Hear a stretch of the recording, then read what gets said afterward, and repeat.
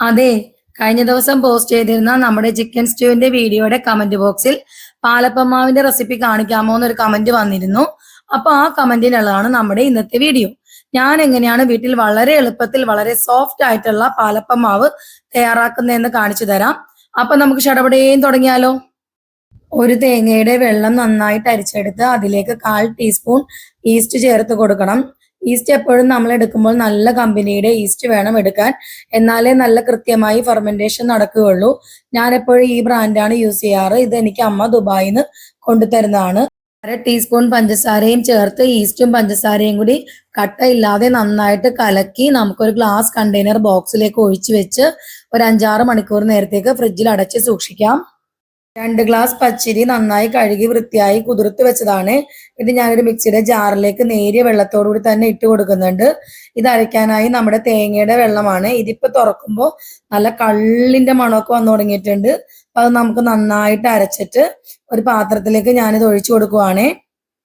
ഒരു ബൗള് തേങ്ങ ചേർത്ത് കൊടുത്തിട്ടുണ്ട്. ഒരു വലിയ ടേബിൾ സ്പൂൺ വേവിച്ച ചോറും ബാക്കിയുള്ള തേങ്ങ വെള്ളവും കൂടി ചേർത്ത് നന്നായി അരച്ചെടുത്തിട്ട് നമുക്ക് ഇതിലേക്ക് ഒഴിച്ച് നന്നായി ചെറിയ രീതിയിൽ മെല്ലെ മിക്സ് ചെയ്തിട്ട് അടച്ചു വെച്ച് ഒരു 5-6 മണിക്കൂർ നേരത്തേക്ക് നമുക്ക് ഫെർമെന്റേഷന് വേണ്ടി വെയിറ്റ് ചെയ്യാം. ഞാനിപ്പോൾ ഓവർനൈറ്റ് ആണ് വെക്കുന്നത്. ഇതാ നോക്കിയേ, നമ്മുടെ മാവ് നല്ലപോലെ പുളിച്ചു പൊങ്ങി വന്നിട്ടുണ്ട്. മെല്ലെ ഒന്ന് എല്ലാ ഭാഗത്തേക്കും ഒന്ന് ഇളക്കി കൊടുത്തിട്ട് അതിലേക്ക് 1/4 ടീസ്പൂൺ ഉപ്പും ഒരു 1/2 ടേബിൾ സ്പൂൺ പഞ്ചസാരയും കൂടി ചേർത്ത് നന്നായി മിക്സ് ചെയ്തിട്ട് നമുക്ക് അപ്പം ഓരോന്നായി ചുട്ടെടുക്കാം. ഞാൻ എപ്പോഴും ഈ രീതിയിലാണ് കേട്ടോ പാലപ്പം മാവ് തയ്യാറാക്കാറ്. പണ്ടൊക്കെ നമ്മുടെ അമ്മമാര് തയ്യാറാക്കി തരുന്ന അപ്പത്തിന് നല്ല കള്ളപ്പത്തിന്റെ സ്വാദല്ലേ. അപ്പൊ എന്റെ നൊസ്റ്റാൾജിയയും കൂടിയാണ് ഈ അപ്പം. ഞാൻ അതുകൊണ്ട് ഈ രീതിയിൽ തന്നെയാണ് തയ്യാറാക്കാറ്. ഇപ്പൊ നമ്മുടെ അപ്പം നല്ല മൊരിഞ്ഞ് നല്ല സോഫ്റ്റ് ആയി വന്നിട്ടുണ്ട്. ഇനി നമുക്ക് കല്ലപ്പം ചുടാം. കല്ലപ്പം നമ്മൾ ദോശക്കല്ലിൽ വെച്ച് ദോശ പോലെ പരത്തി ചുടുന്നതിനാണ് കേട്ടോ കല്ലപ്പം എന്ന് പറയുന്നത്.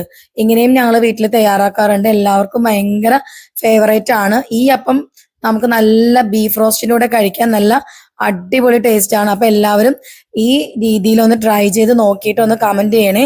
അപ്പൊ നമ്മുടെ സോഫ്റ്റ് ആയിട്ടുള്ള നല്ല പാലപ്പം ഇവിടെ തയ്യാറായിട്ടുണ്ട്. സെയിം മാവ് കൊണ്ട് നമുക്ക് വെള്ളയപ്പം തയ്യാറാക്കി എടുക്കാം. നല്ലപോലെ കുറച്ചും കൂടി ഡീപ്പ് ഫ്രൈ ആയിട്ട് ചെയ്തെടുത്താൽ വെള്ളയപ്പം റെഡിയാവും.